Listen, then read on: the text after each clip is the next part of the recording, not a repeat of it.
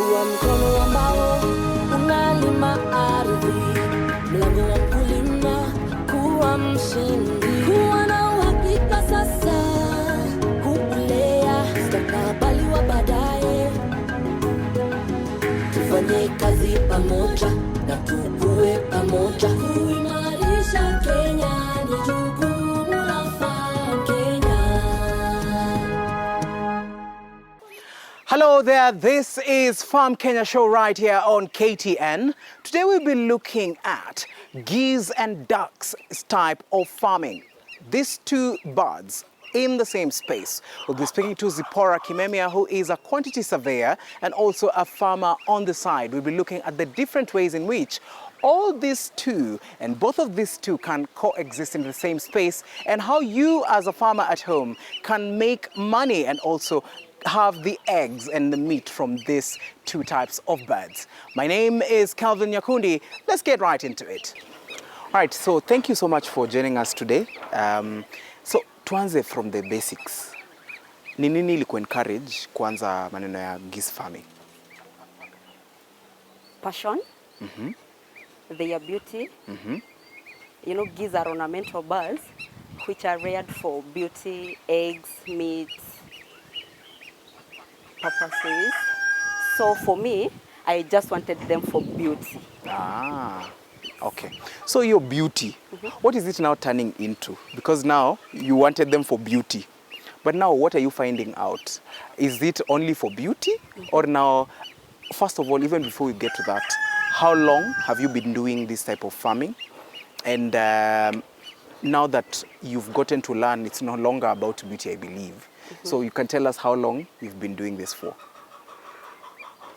Even if it's not about, yes, for the looks. Yes.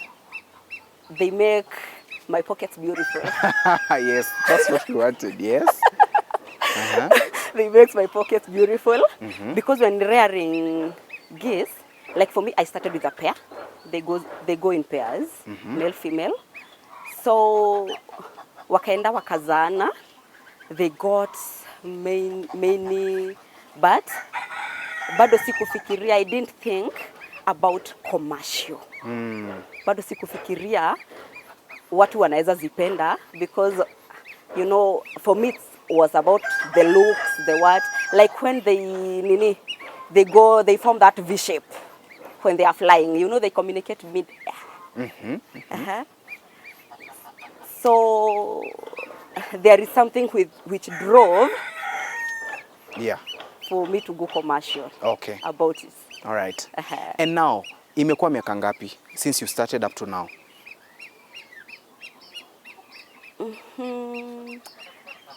Geese farming, I've done it for 2 years now. 2 years commercially now. And we are still moving. Ah, all right. And want to create it to go to greater heights. All right.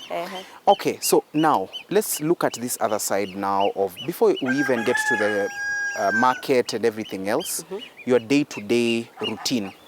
Like when you wake up in the morning, huwa unafanya nini to make sure that the ones that you have here are getting, first of all, water, their place is clean, they are getting the feeds that they need. So how does a normal day of a farmer like you look like? I wake up at 6. For the geese, kwanza they are grazers. Geese are grazers. Na they love to shower. Wanapenda kushower sana. So I have to clean their troughs each and every morning. I put in clean water. From there, I put feeds in the troughs. Alafu from there, geese are the they are the vitu zenye hazitawahi kupatia stress kulea, because they are hardy animals. Hawana diseases, about vaccinations, about what. They are hardy animals. So the routine each morning is just kuwafungulia, to make them have a clean shower, to feed them, nyasi, the grains, the commercial feeds kidogo. I substitute even with the migomba ya ndizi, the leaves, hydroponics. Yes. Okay. All right. So,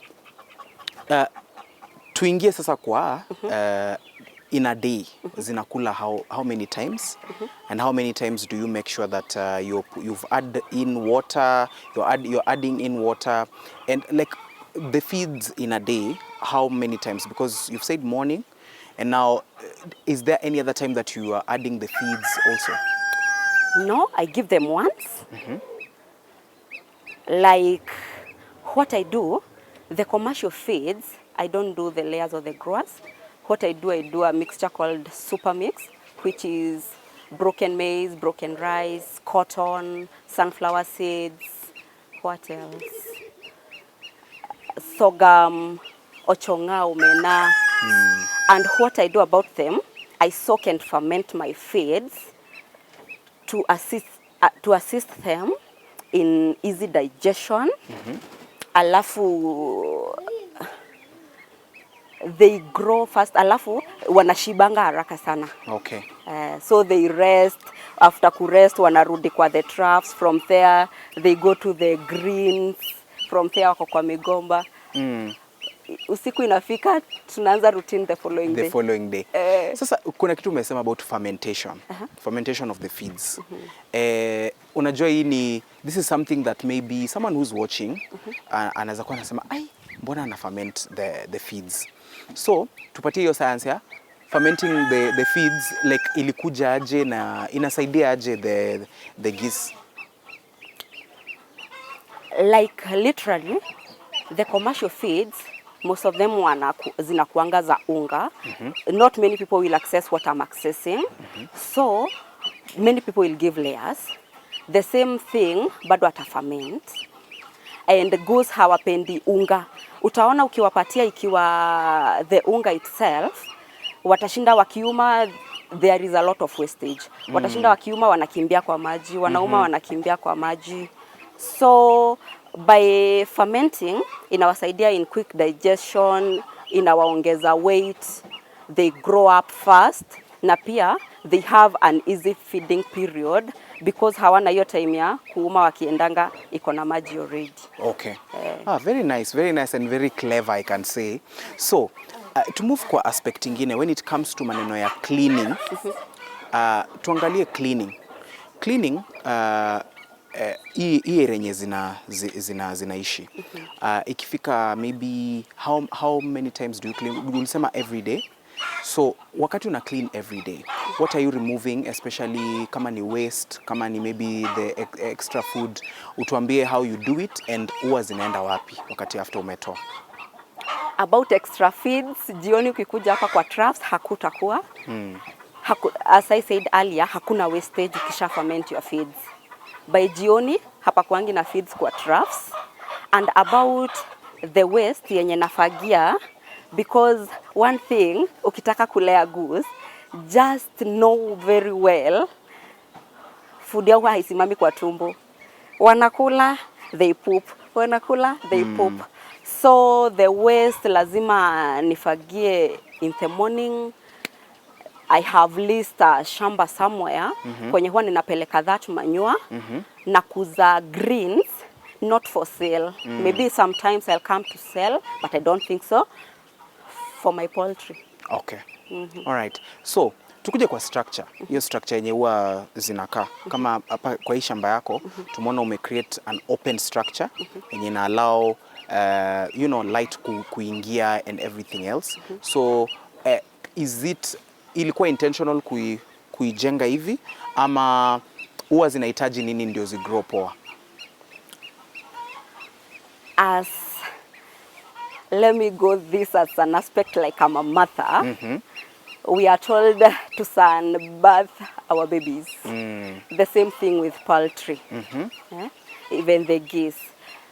Even when you are feeding their meat, ukikula hiyo nyama yao, kwa mwenye amefungia, kwa mimi mwenye they are sunbathing, zangu they'll be more tender, more sweeter, even their eggs. That's why I free range my poultry. Okay.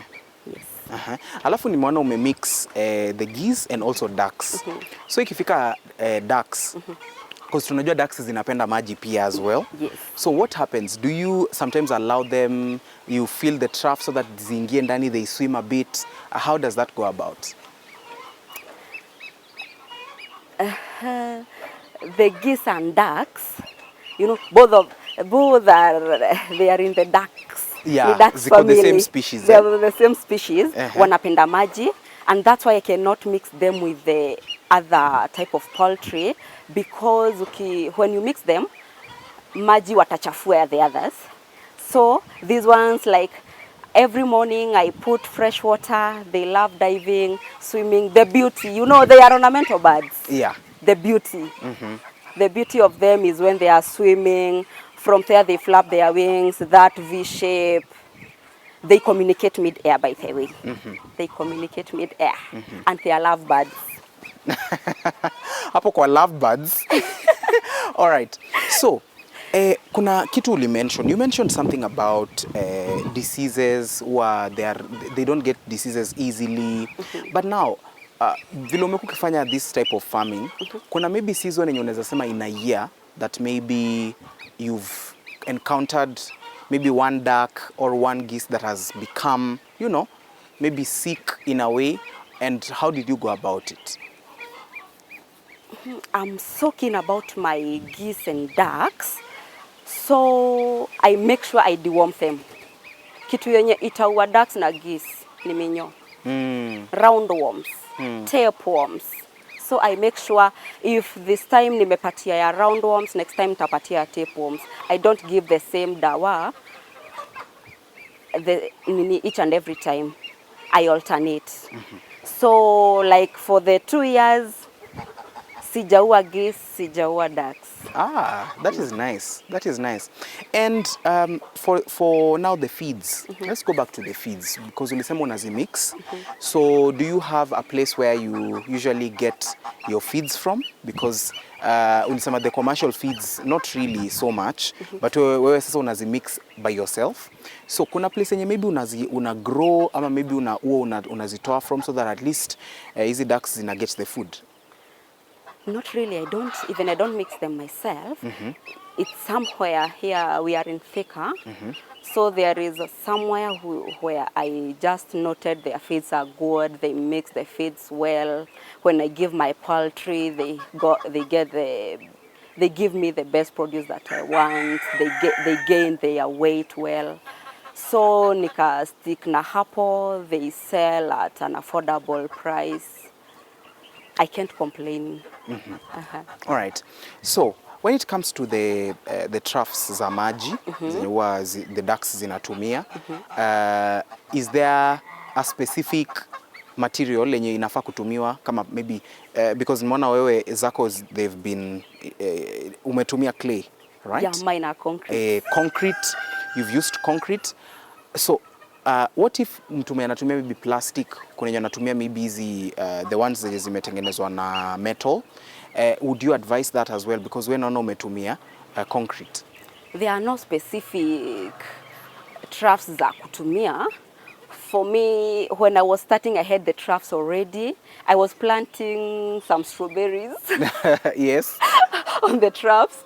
So I had to transfer the strawberries to another place. But these big drums, the blue drums, you can start with them. You slash them uko katikati hivyo, utakuwa na drums mbili za kuogea.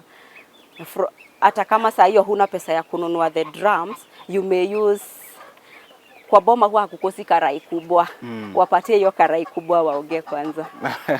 All right. So now the seasons in the year, of course tunaona kutoka January mpaka December. What is the best time, and unaweza sema this the geese and ducks usually give a lot of they usually make sure you usually collect a lot of eggs from them. Which season is the best in a year, ukiangalia from you as a farmer? As I said earlier, these are ornamental birds. Geese and ducks are ornamental birds. Ornamentals, they got seasons.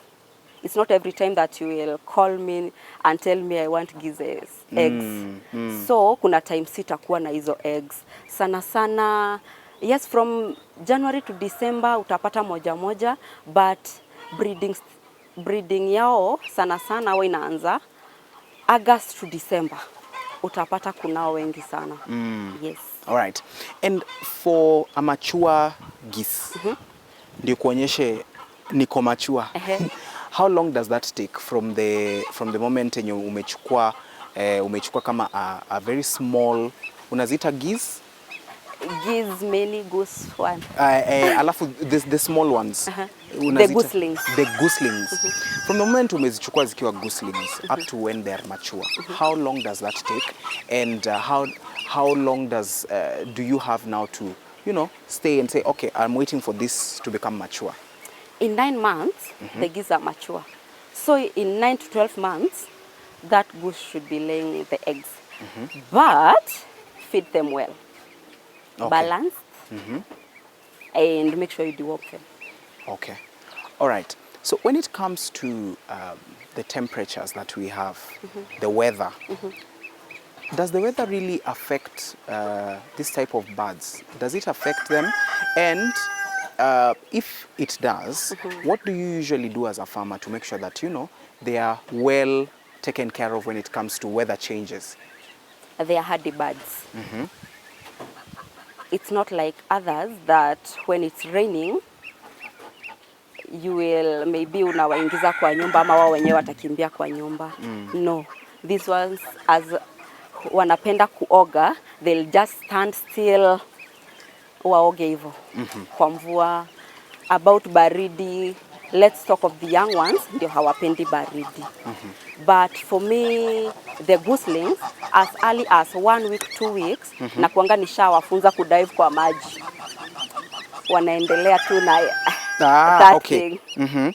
And for example, the gooselings, when it comes to making sure that they are well taken care of in a certain place, are there materials that maybe, for example, uzipeleke kwa nyumba yenye imewekwa concrete ama unaziweka wapi, for example, ukiacha hizi zingine? Like the brooding. Yes. Geese, like they can watalelewa na mama yao at some time, but maybe there are times yenye na I just put a basin naeka nyasi yenye ime dry the hay, watalala hapo comfortably, the following day na watoa wanaendelea wanaendelea na maisha yao. Okay. So umesema these ones are grazers. So can they just rely on the grass alone? Like, do you have to supplement maybe the grass sometimes with other things?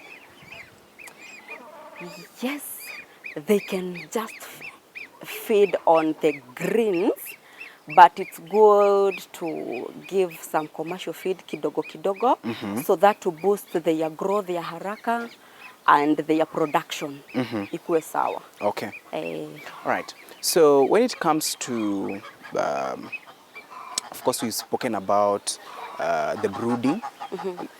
Do you usually use the technologies that are there, or how do you do that? And the incubation as well, the incubation, because we were speaking earlier, you mentioned about some natural ways that you use. So which ones are these? Nimelelewa na a farmer. My dad, my mom are farmers. So in this farm, I took their thing ya kuchukua. I take a basin and something warm, let me say, dry grass. Nikieka hapo, I put my chicks there. They'll have the warmth they need.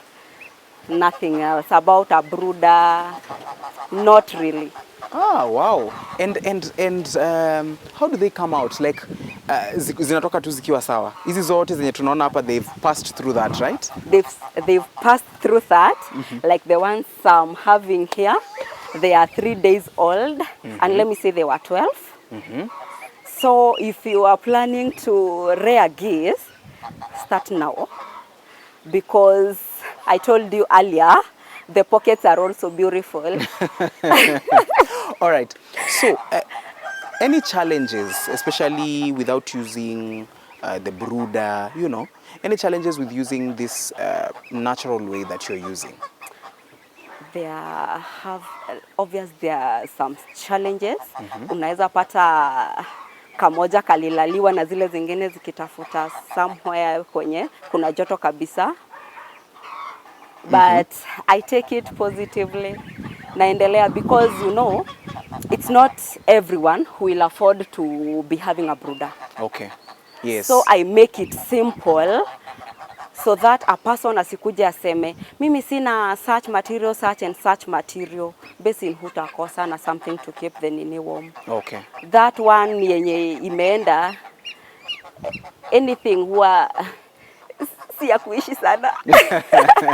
All right. So, when it comes to breeding, breed the male and female, how do you manage that?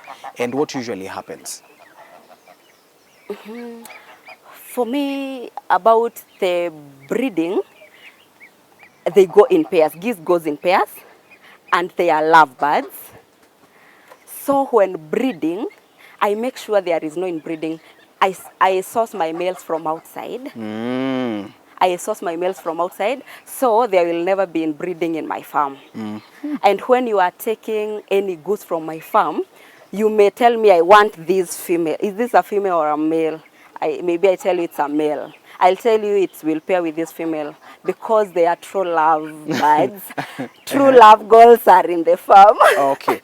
Now, why do you source your males from outside?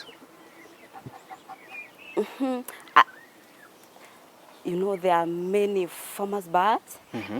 I have specific farmers who I know have good breeds.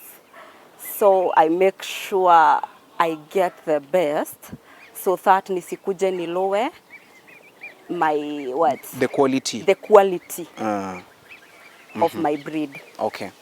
All right. So when it comes to unajua these ducks and geese as well, zinakula vitu mingi, they eat a lot of things, right?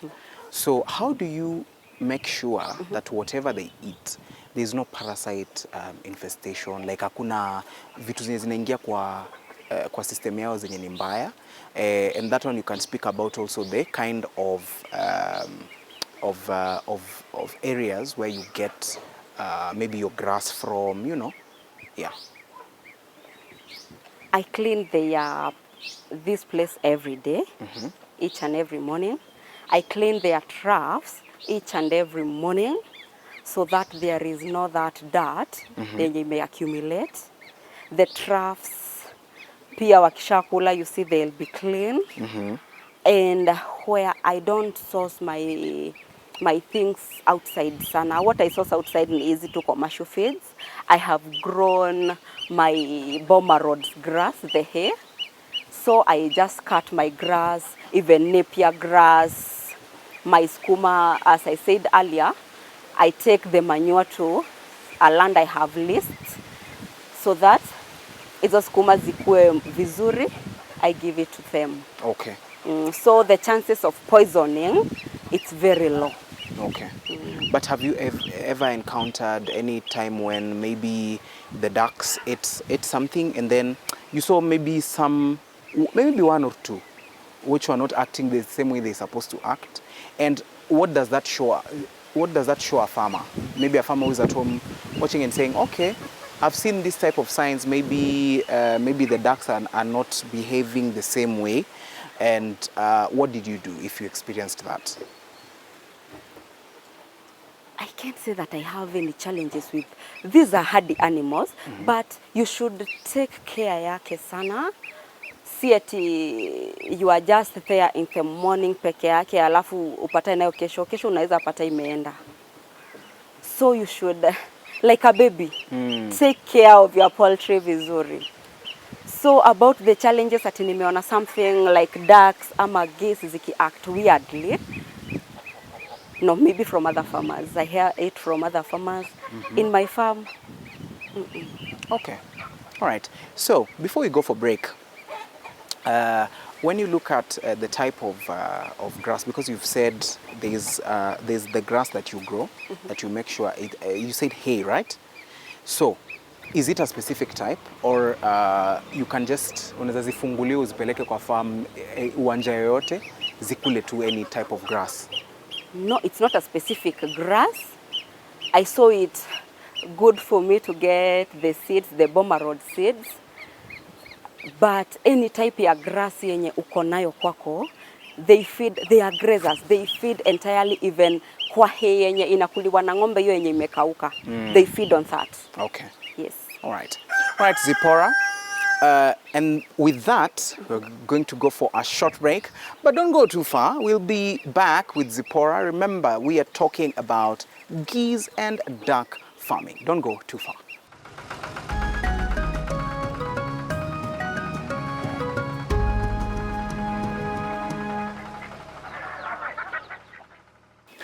Hello and welcome back. Today we are talking about geese and duck farming, and with us is Zipporah, who has been giving us insights into how she is doing geese and duck farming at the same time.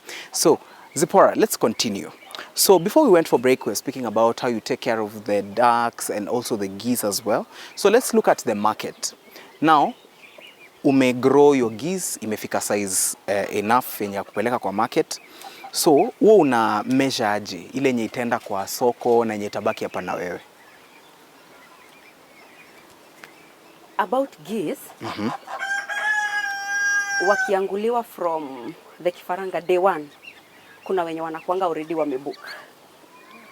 Being an ornamental bird, they are priced higher than other poultry.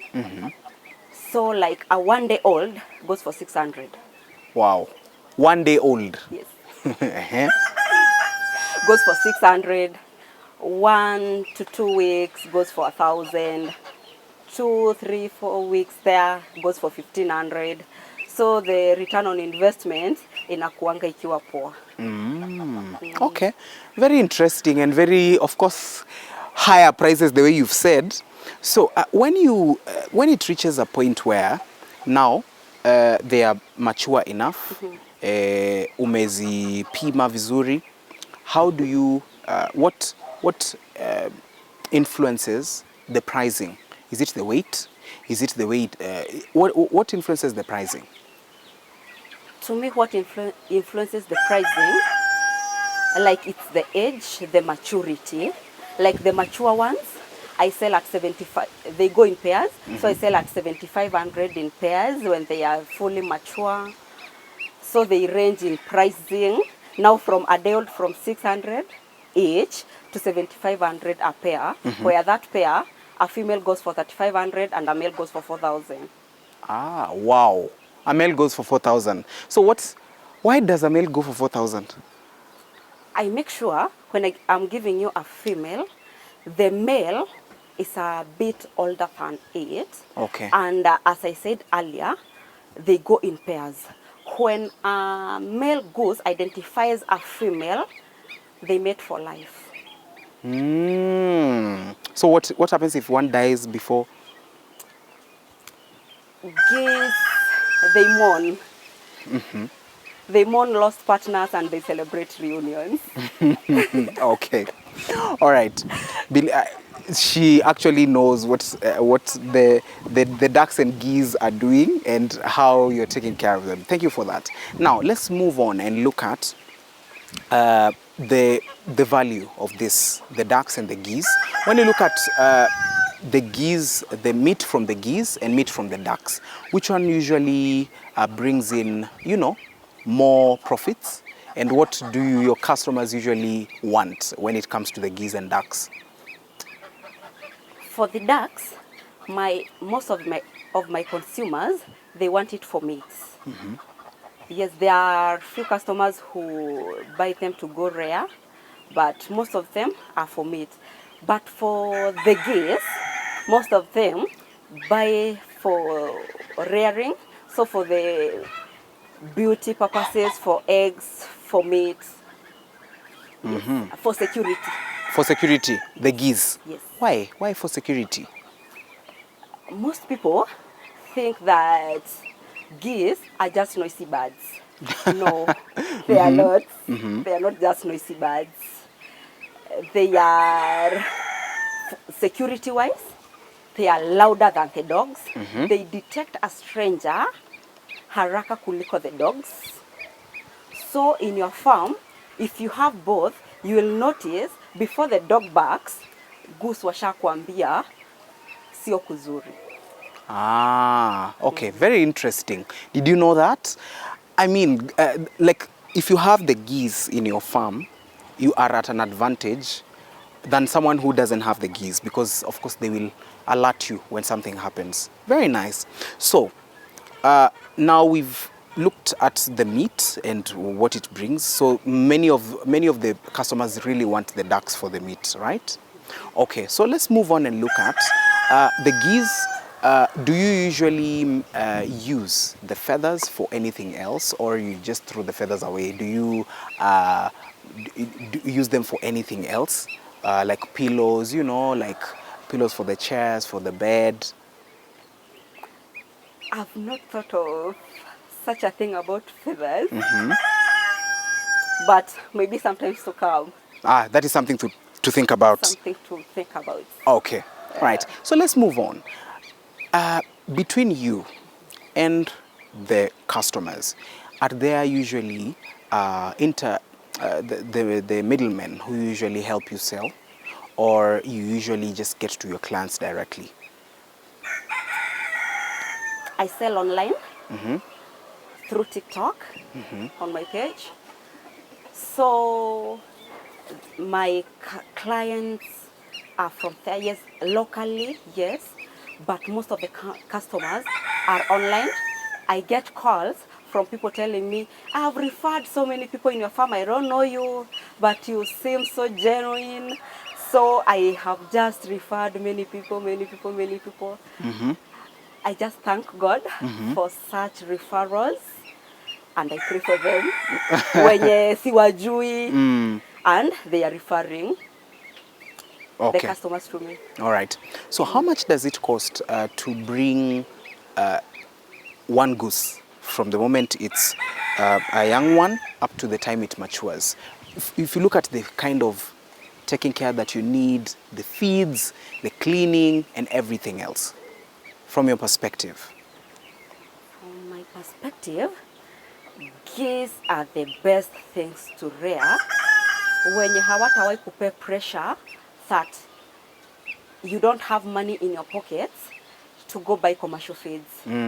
They can feed entirely on greens, foods zenye umebakisha.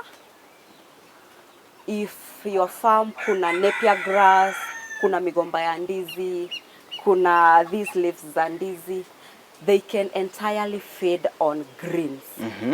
So it's so easy to rear geese kuliko the other poultry to me. So about the cost of production, I can't complain. Just for the first 1.5 months that I give my chicks, the gooselings, chick crumbs, which are a bit expensive, but from there, ho unapata ishakuwa mature, but I don't sell at maybe at a certain age. You ask, I have a 1 day, yes, if you need it, you go with it. Okay. It's not that I'll tell you, let it reach you 2 months, 7 months, no. You take whatever you want. Bora wewe unajua kulea. Okay. All right. So, when you look at geese farmers, now that you are a geese farmer and a duck farmer as well, what are some of the most important things that you need to look at, especially when your geese are very young, up to the time they are matured? What are some of those specific things zenye mtu anafaa kuangalia so that by the time the goose, that goose is mature enough, it is healthy? What are they? Unaweza tuambia tu. From day one, they need warmth. They need cleanliness. I clean their drinkers each and every morning before niwapatie maji. Their trays, their feeding trays make sure they are clean. From there, washibishe vizuri.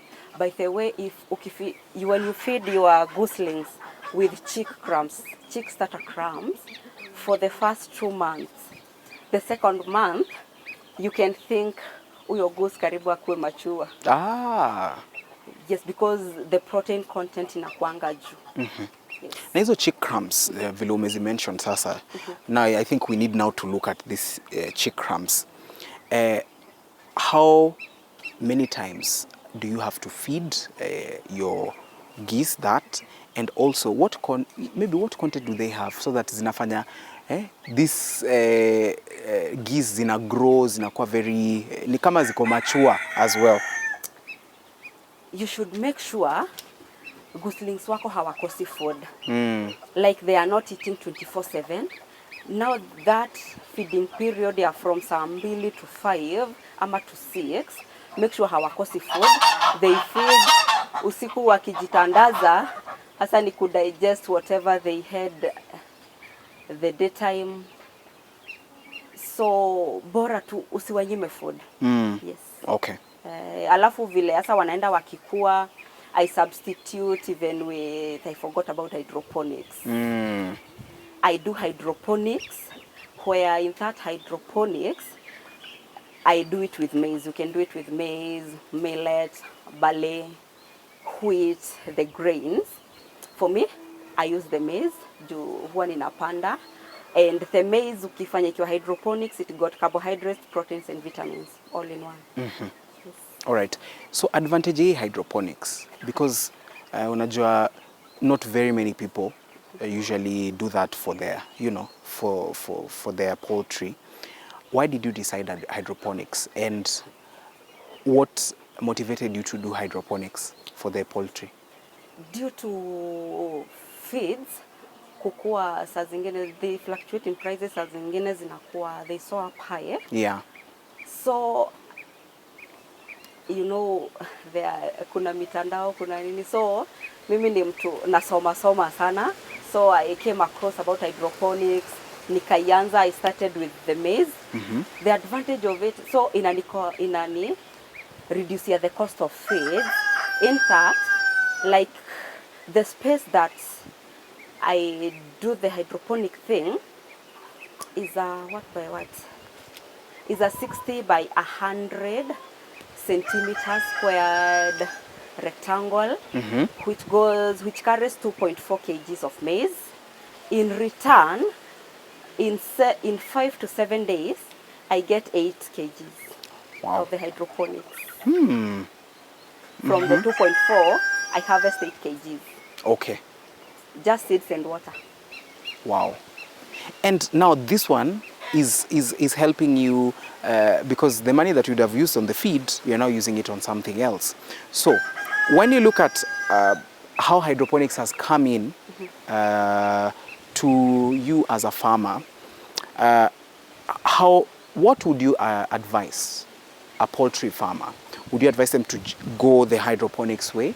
Because you see, hydroponics also needs a lot of, the way you said earlier, you need to be there. You need to make sure you see if the seeds are really germinating or they are dead, So what would you advise a farmer to do? What I can tell farmers, if you have a space, a small space, what hydroponics don't want is just sunlight. So it should be in an enclosed area. There are hydroponic trays, but don't complain you don't have the money for the trays, for the what. You may use gunia, because what we don't want ni hiyo maji kustagnate kwa hizo seeds. Yes. Zirot. Ukisprinkle maji tu yenye inafaa tu kukani yenye tu the seeds yenye tu imekunywa. There is a process of washing, soaking, incubating na sasa kutandaza, and every day you water it like 3 to 4 times each and every day. Okay. So you should not neglect ati ushazieka hapo ati sasa unangoja zijamie. Hata kwa shamba tunangojanga our God the rains to come. Yeah. So hapa hatungoji Mungu anyesheshe mvua because it's not outside. It's you to water 3-4 times a day and utapata mazao poa because like my chicken love hydroponics so much. Yes. Okay. And huwa zinafanya hadi gain weight haraka. Okay. So still on hydroponics, because it's very interesting. Hydroponics, and then you're doing geese and ducks. Now, the temperatures in hydroponics system, because where you've placed your hydroponics type of system, there needs to be a regulated temperature. How do you make sure that the temperature is not so much, and maybe what are the ideal temperatures that you would say those seeds usually grow well in? They are not really the ideal temperatures, bora there is no direct sunlight because the chicken, the geese, the ducks, any other type of poultry, they don't want it zikiwa so strong, so stiff. So that's why we are putting it on a shade. Yes, that's why we are putting it on a shade. The temperatures does not matter so much, just that we don't want the direct sunlight. But when you are feeding, you know the hydroponics, you feed even to the cows, to the pigs. Yes. So for the cows and pigs, unaweza fanya ikuakue kidogo. For the poultry, I do it 5, 6, 7 days, but for the pigs, for the cattle, hizo unaweza fanya ziendaende zikuakue kiasi. All right. Thank you so much for that. And now, let us look at challenges when it comes to rearing geese and ducks. You as a farmer, ume encounter challenges gani ukirea this? Ulisema they are hardy birds, but now niko sure kuna challenges. Lazima kuna challenges. Zipora, there has to be challenges. So, tuambie hizo challenges, because maybe a farmer ametry huko nyumbani, amejaribu, lakini haijaingiana vizuri. So you can tell us what are some of the challenges that you've been able to encounter, na make sure umezi overcome aje hizo challenges, because I mean your birds are very healthy na zinakaa poa. So hebu tuambie. My first challenge was about structures. When it comes to structures, it determines your location. Like huku kwetu, materials za structure, they are so expensive.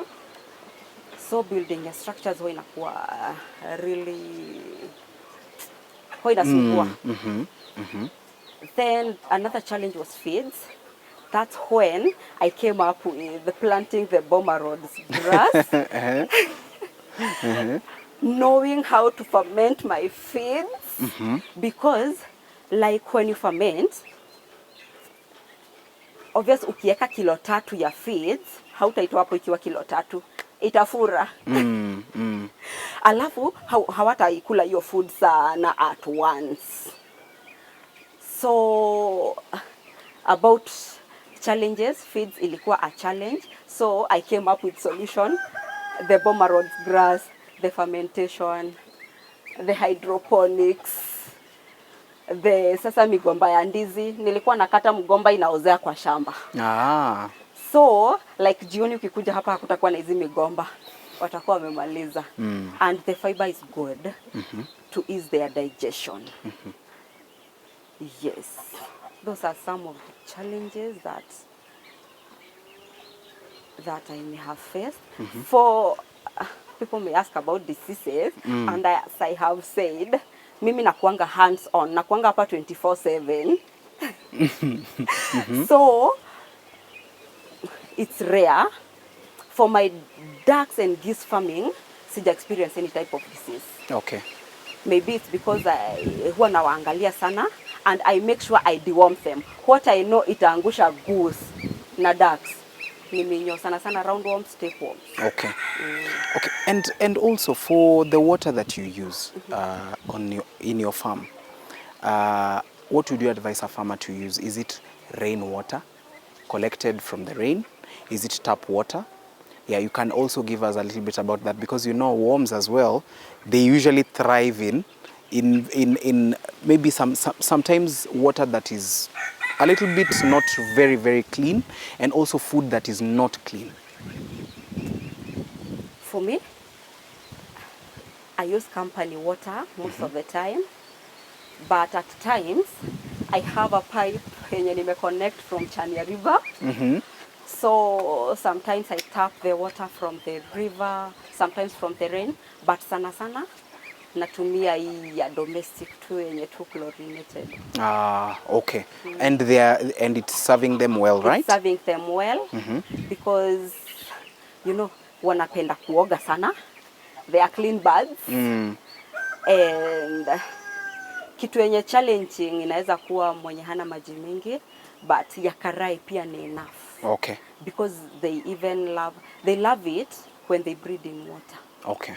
They love mating in water ama karibu na maji. Ah, nice.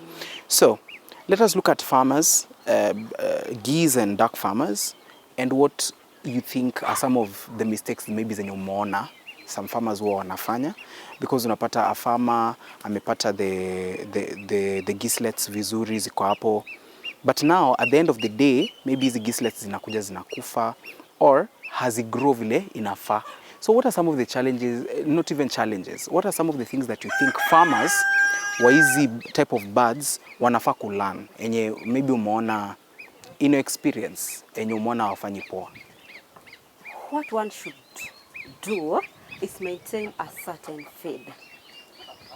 It's not that leo it's this company, kesho it's this company. When you change, change your feed, it will affect the milestone ya how chicks wako, the ducklings, the goslings. Don't change the feed. If it's changing from this stage to the other stage, but see ati the chick crumbs leo umechukua this company, the following time umechukua from this company, and the same goslings ama the same ducklings, you can change ukipata another flock, but not yenye ushaanza na this type of this company.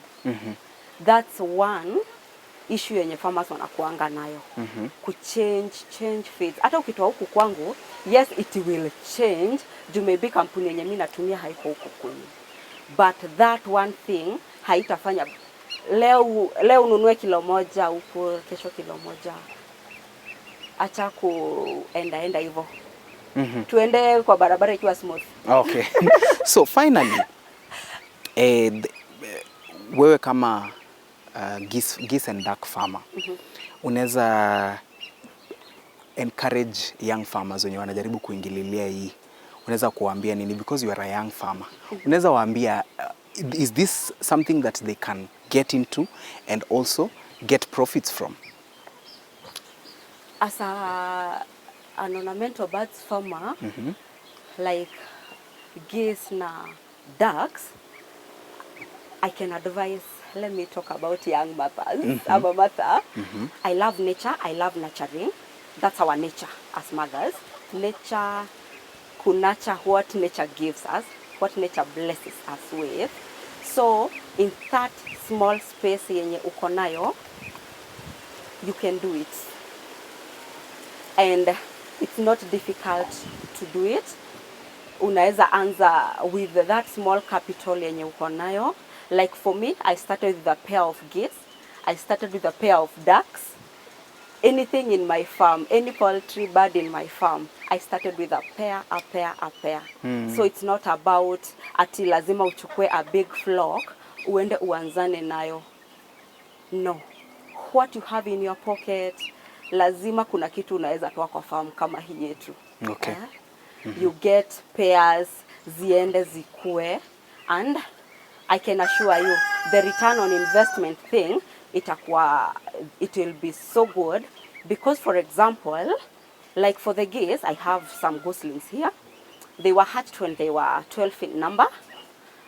That 12 in number, I sold the day ones, 7 of them at 600. So 600 times 7, that's 4,200. Usharudisha, if you had bought a pair at 7,500, usharudisha kidogo, yes, umebakisha kidogo urudishe the full amount yenye ulikuwa ushatumia. This a business yenye you can venture into it without any stress. People are embracing the ornamental birds. They want that beauty. They want to see that beauty. They want to wanataka kitu yenye wanajikuzia yao organically. So let's try this. Okay. Simbaya. All right. Thank you so much, Zipporah, for giving us your insights and also kutuambia what we need to do, right? All right. You've heard it from Zipporah herself. I mean, what more would you want? Duck and geese farming. This is a very, very interesting venture, as Zipporah has told us. And with that, we've come to the end of this edition of Farm Kenya. My name is Kelvin Nyakundi. Keep it KTN. Let's meet next time right here. Kuwa mkono ambao unalima ardhi, mlango wa mkulima, kuwa mshindi, kuwa na uhakika sasa, kuulea mustakabali wa baadaye. Tufanye kazi pamoja na tukue pamoja.